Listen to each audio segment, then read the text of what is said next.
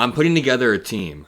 I'm putting together a team of young Christian right-wing men who have never felt the touch of a woman in their lives, but have somehow been plucked out of their daily situation and placed right into a high-up position within the Trump administration. For example, check out this dude. Trump just appointed a 22-year-old ex-gardener and grocery store assistant to lead U.S. terror prevention.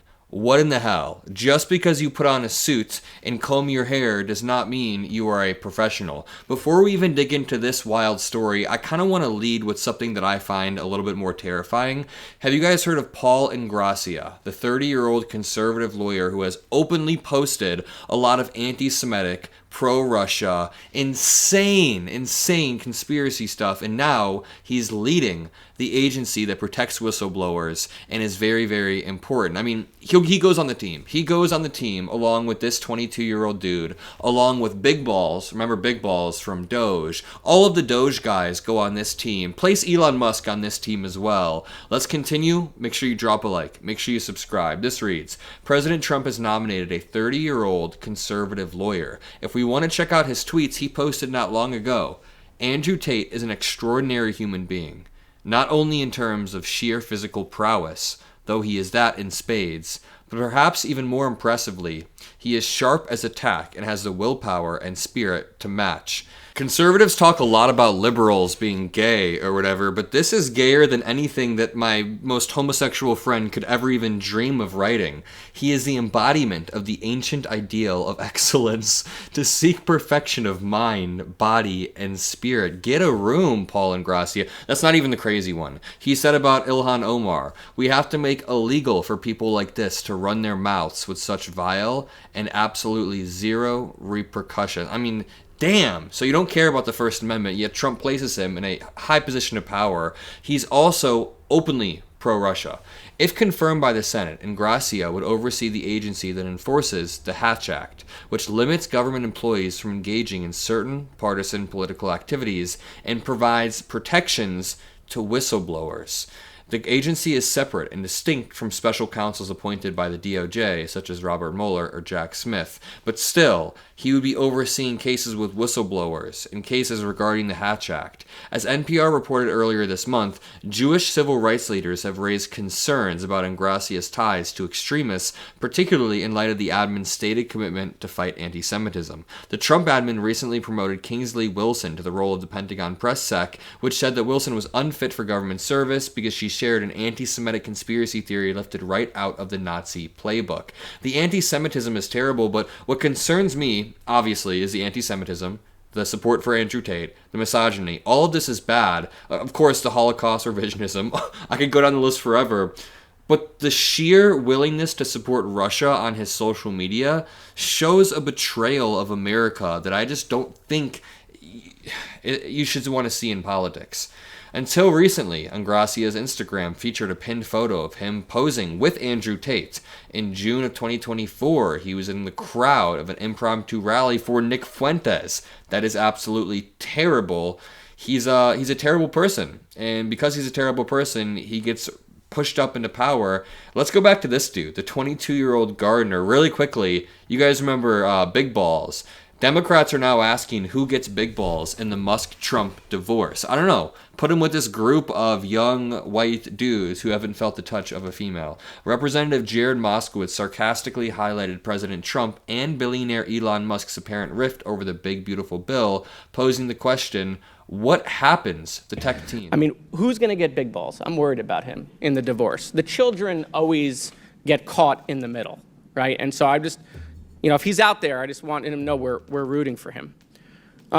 Certainly, we've not made FEMA more efficient. Let's go back to this dude. The inexperienced 22-year-old, reportedly tasked by Donald Trump with tackling U.S. extremism, was working as a neighborhood gardener just 5 years ago and in a grocery store just 2 years ago, which there's absolutely nothing wrong with that. Now, let's be nuanced here. Working as a gardener or working in a grocery store is a very common job for anybody at any age, but especially somebody who was a teenager at the time. That's not even the problem. The problem isn't with the jobs in and of themselves. I've worked multiple jobs before I began doing YouTube full time. The thing is, you can't escalate somebody into this position of power purely because of loyalty when their resume shows a complete lack of experience. We're going to run into the same problems we ran into with Pete Hegseth. Almost immediately, we saw that he couldn't run an organization, not even an organization, a department this huge with 2 million people working and almost $1 trillion budget. We expect this dude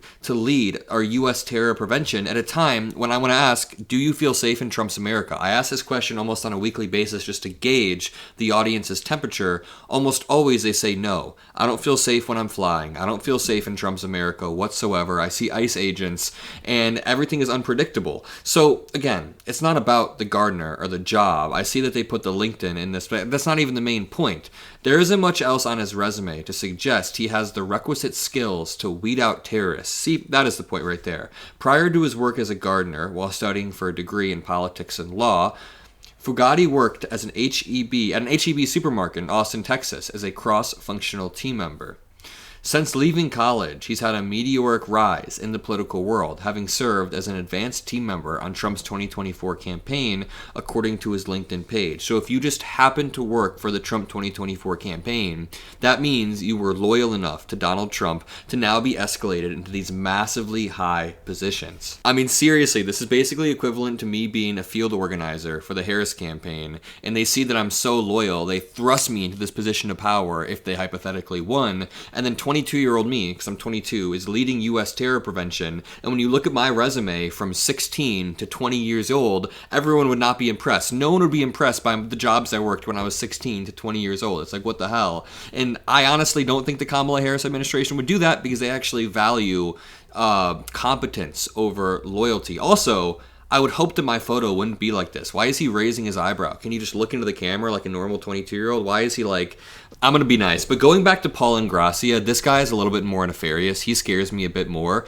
I mean, he tweeted out recently after going to a Nick Fuentes rally that, quote, I think we could admit at this stage that Israel-Palestine, this was after October 7th, much like Ukraine before it, and BLM before that, and COVID, and the vaccines, was yet another PSYOP, meaning psychological operation. So he thinks Ukraine, he thinks BLM, he thinks Israel and Palestine, he thinks COVID and the vaccine, they're all just psyops. And this man is in a huge position of power. I mean, he would let Andrew Tate off in an absolute second. This is supposed to be the party of morals and Christian values. And they genuinely have gaslit themselves into thinking they are the unifying ones. They are the ones who reject political violence. And it's insane. Yet half of the people in Trump's admin have openly called on Twitter, not even half, like 90% of the people in Trump's admin think the election was stolen, are not living in reality, violate due process, are the ones who have called for violence and enabled violence. It's an insane twisting of events,